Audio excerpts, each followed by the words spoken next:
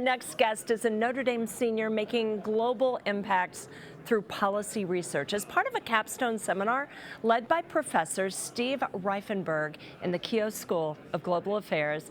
Alexandre Lacaze has been working with the U.S. State Department to examine how climate change is shaping security dynamics in coastal West Africa. And his work bridges international development, climate policy, and diplomacy, and reflects Notre Dame's mission to educate for global good. Alex, welcome to Notre Dame Day. Thank you, Tricia. Nice to meet you. It is so nice to meet you. And Alex, you're one busy guy.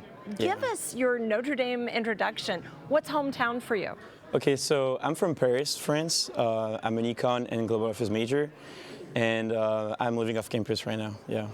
But you're also into fencing. We'll talk about that exactly. too. Yeah. Mm-hmm. So you're a very busy man. Tell us about your capstone work, because I think this is so fascinating.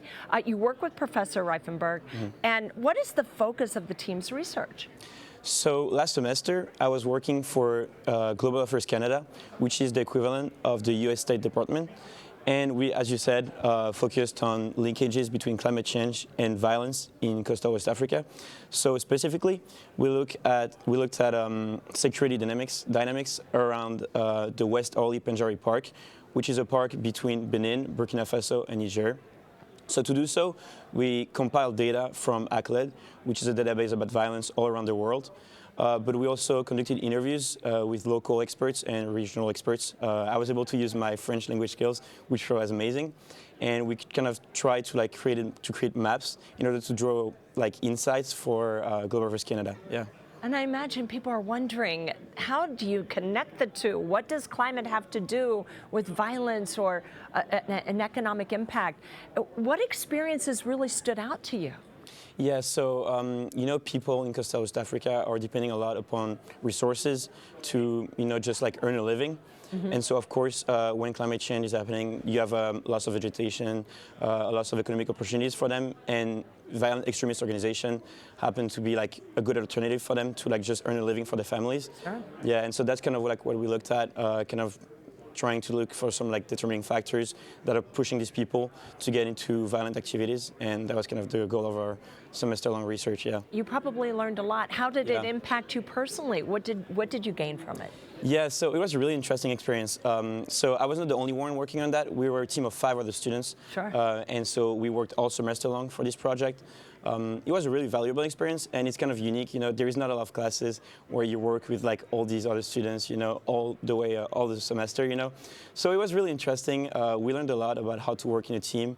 And Professor Reifenberg was great for that because he really wants us to learn how to work in teams. So we spent a lot of time talking about that, which was great. Oh, I imagine. So, and you mentioned you got to use some of your French language skills, but what were some of the skills you learned besides team building exercises? So, as I said, Professor Reifenberg is really into teamwork and how to make these experiences valuable.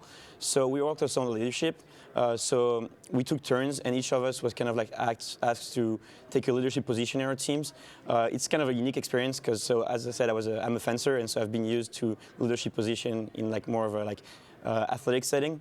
Sure. But in an academic setting, it was kind of a unique experience. I never really experienced that, and it's pretty different, So it was really valuable. Also communication, of course, because we're working for a real life client. Global Affairs Canada, it's real, it's real people. Yeah. So at the end of the day, we trying to give them good recommendations. So we gotta keep communicating with them throughout the whole semester, try to really understand what they want this project to be. But at the same time, we also gotta focus on communicating with our team. It's a team of 5 other students, so it's pretty hard sometimes to stay on the same track, and keep working together. So that was pretty hard, but at the same time, it taught me a lot, about how I want to communicate with my team, how we want to coordinate our work, because we have only 4 months to cover such a broad area. So it's pretty hard, but at the same time, it's really valuable. What is next for you? International affairs? What are we talking about here? Yeah, so I'm really interested into international development. And I think this experience taught me a lot about what international development really is. Because it's pretty easy for like young people like me graduating from like a prestigious university like Notre Dame to assume that we have all the answers to every people's like trouble, kind of thing that like through all my research I'm going to be able to like provide with them all the solutions to their problems. But at the end of the day, it's mostly about listening and looking for answers among the communities. So that's why it was really important for me to conduct interviews with local experts, so like you could really like understand their point of view and their perspective on things. Absolutely. And that was like really like almost like a life-changing experience. Like understanding that it's not because you have a degree that you might have all the answers. It's really important to listen to the people, and that was like really the biggest takeaway. I think it really changed my perspective on what I want to do. I still want to do like policy making, but I think I understood really what it takes to do policy making and what policy making really is about if you want to be effective. We think you're going places, and we are excited. So you. Nice to meet you. Thank you for your time today on Notre Dame Day. Of course. Merci. Thank you so much.